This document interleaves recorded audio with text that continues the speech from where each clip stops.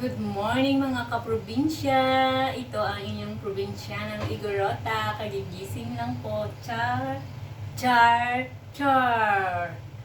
Okay, kagigising ko lang at tingnan nyo naman ang aking lababo. Ang daming kalat, guys. Tinamad ang lola nyo kagabi kaya hindi ako naghugas. Kaya ngayon, kapag kagising natin, ito ang gagawin natin. See? Ang linis, di ba? Okay, din lang kayo at maghuhugas ako. Ito yung lagayan ko ng sabon. Yung pagbaunan, ginawa ko siyang lagayan ng panghugas na sabon. Ayan. Lagyan natin yung sakto lang na gamitin natin sa paghuhugas ang ilagay natin. Okay, let's put water. Ayan, lagyan natin siya ng tubig. Okay na siya. Tanggalin natin to para makapaghugas tayo ng gusto. Okay, muna kita dyan. Kadami. Maghugas. Gawing masaya ang buhay. Tapos natin yung door.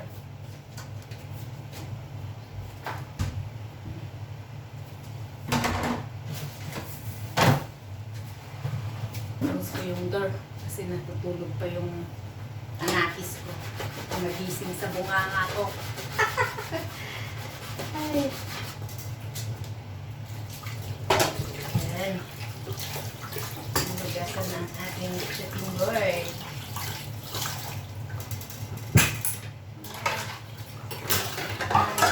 Kaldero at anong itong lababo. Ito kasi ang bulky, yung kaldero. Habang naghuhugas ako, magchismisan muna kayo dyan.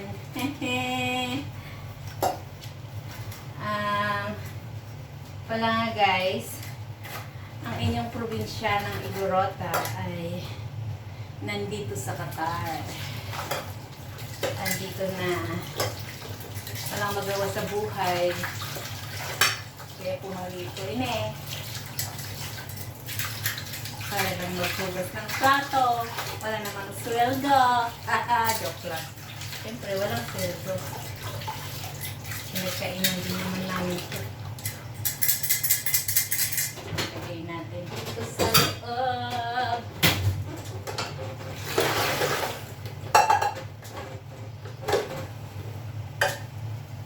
Ganito lang ang buhay.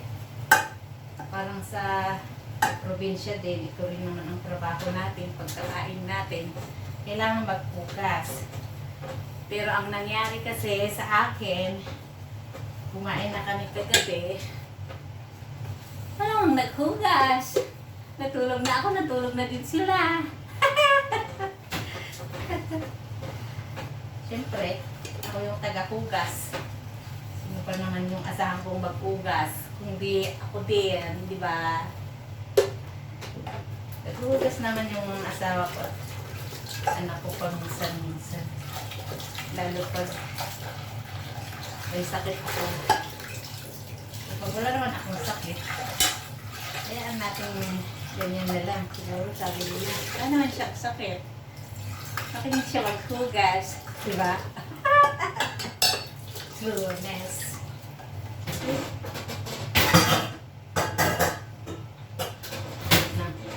Lagay ako ng upuan. Maliit ako guys. Ganun. Ano man ang Igorota, maliit. Pero magaganda. Kontra kayo.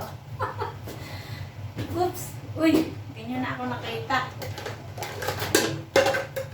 Hindi nyo pala ako nakita. Hey! Ang buhay. Buhay ng mahirap.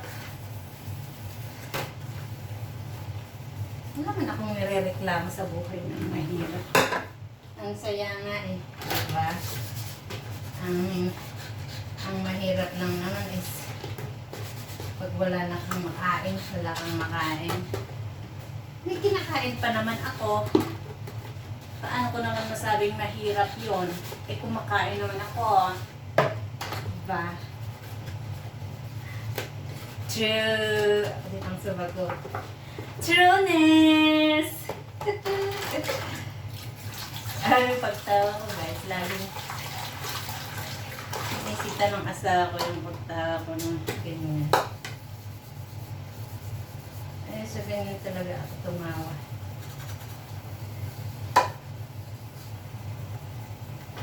Wala nang arrangement yung paghugas ko. Hindi na yung nauna yung baso, ano ba yung mauna, yung glass, o yung tasa. Diba, ganyan. Ano ba ang susunod? Yung plastic. Ganun eh. Pero, ako wala na yan.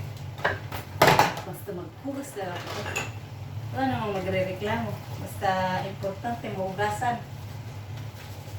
At pag nagkape, yung magkape, ay meron siyang tasa. Yun ang importante. Hey, hey, hey, salidamay, diway.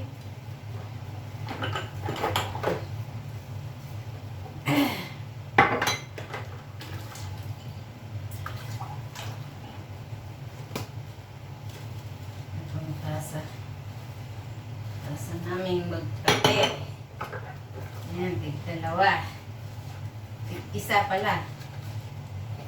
Isa pa na nito ng asawa ko. Diba? Ang bubbles cup. Okay. Yan. Tsaka, ito.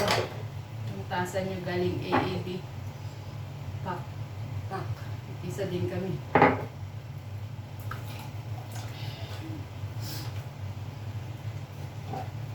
Ay, nangalay na yung kamay ko dito.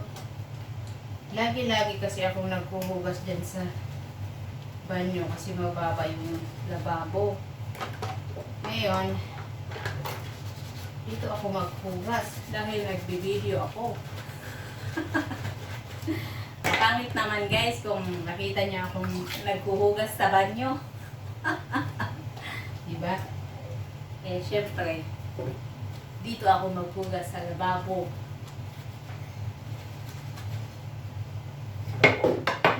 Okay. Ayan yung mga ano namin, oh, mga kulay yellow. Dahil dito sa turmeric guys, since nagkasakit ako sa buto, lagi-lagi na akong kumakain ng may turmeric, nagtiti ng turmeric. Kasi meron siyang anti-inflammatory properties. Gaya ng ginger. Nag-alternate ko sila ng ginger. Para hindi naman tayo always nagtitake ng pain reliever. Ang hirap din.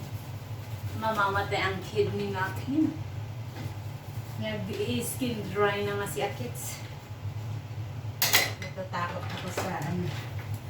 Pag matamahan yung kidney natin, ako, mangingitim yan na magda-dry na hindi natin maintindihan. Mabilis tumanda ang ating skin kapag natamaan ang ating kidney. Meron man akong kidney stone, kaso bumaba na siya. Naging ureter stone na siya. Yun yung nilagay ng doktor sa hamad. Ureter stone na daw siya. Pwede na daw siyang i-flush ng sarili niyang isip. Kaya hindi na siya kailangang operahin pa. Diba? Thanks God. Dahil yan sa pagda-diet. Ano ang tawag sa barangay? Ano ba yun yung barangay sa Tagalog? Pagbabarangay. Ano nga yung pinay? Lemongrass. Laging pagli-lemongrass, ginger tea, turmeric. Ngayon naman yung iniinom ko. maliban sa kape.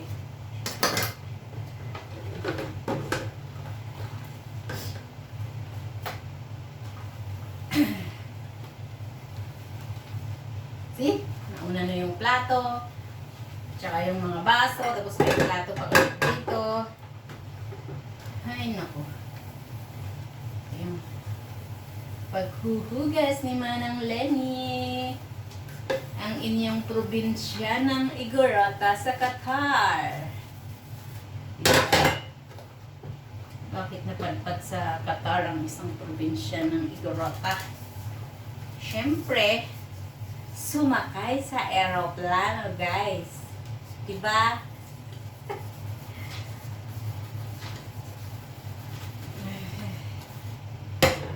Ayan. May kutsara pa.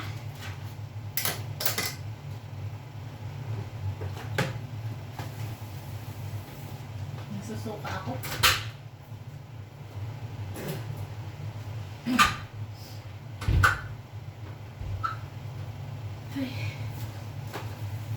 Isang kahig, isang tuka.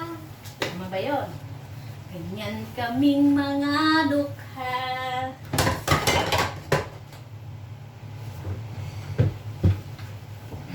Yan. Palapit nang matapos ang ating pagpupugas-hugas. See? Pati yung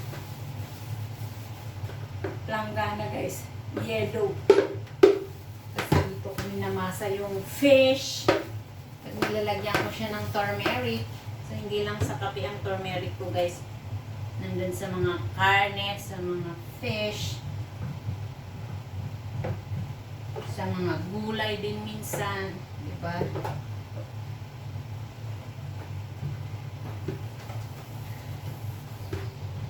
Oh my God! Kahirap naman ng ganito. Parang magbabarado pa yung lababo. Okay.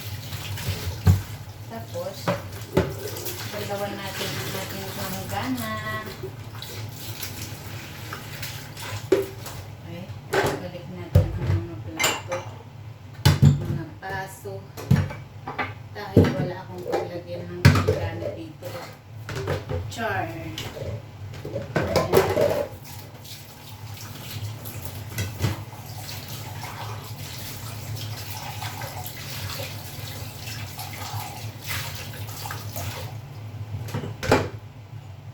Diba? Sarap ng buhay dito.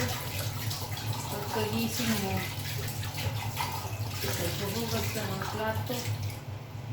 Diba, syempre, kasi hindi ako naghugas kagabi. Kung naghugas ako kagabi, di sana nagluluto na ako ng kakainin ko.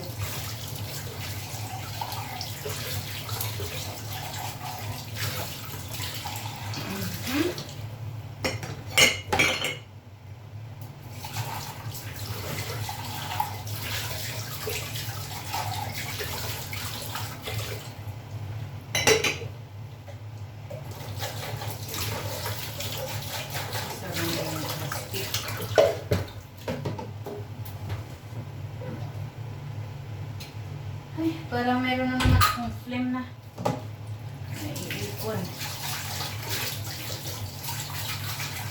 Okay. Ito na yung madali yung pagbabanlaw.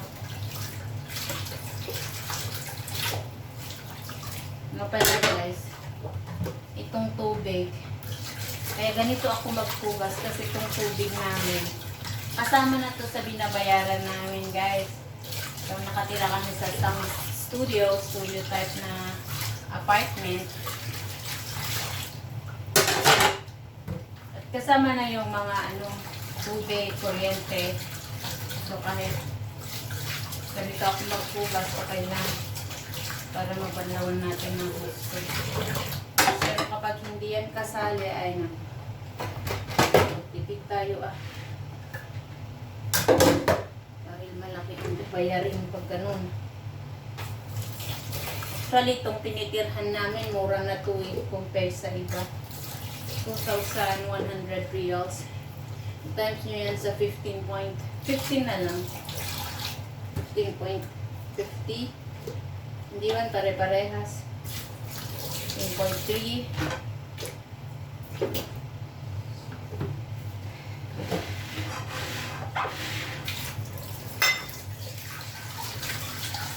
Hirap din ang buhay dito. Alam mo. Kasi yung sahod. Kailangan mapupunta sa bahay yung iba. Siyempre, yung iba mapunta sa sahod ng asawa ang sinasabi. Guys, wala akong sahod. Kaya hindi na ako nagtatrabaho dahil sa likod ko. Hindi na kaya ng aking bitong. Sana after 1 year, kaya na ng aking likod para tayo mag-try ulit mag-working.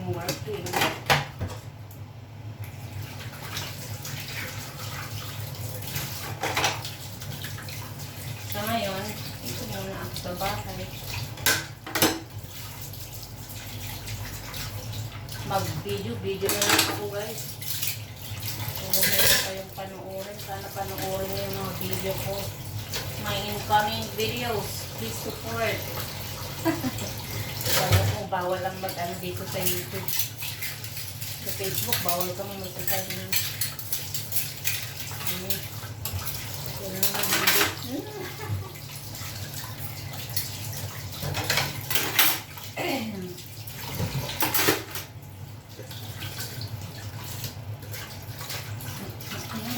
Patapos na ang aking hugusin.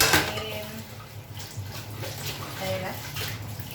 Tapos na ang aking hugusin.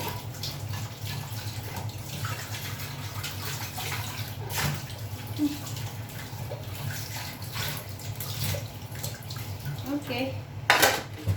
Check natin ang air fryer natin. Babad natin siya sa tubig. Gusto natin hugasan. Baka matanggal yung ano niya, teflon pag pinilit natin hugasan ng hindi pa soft yung mga dumi. Yung mga dumikit na fish. Hi guys! Thank you for watching my video ng patulugan.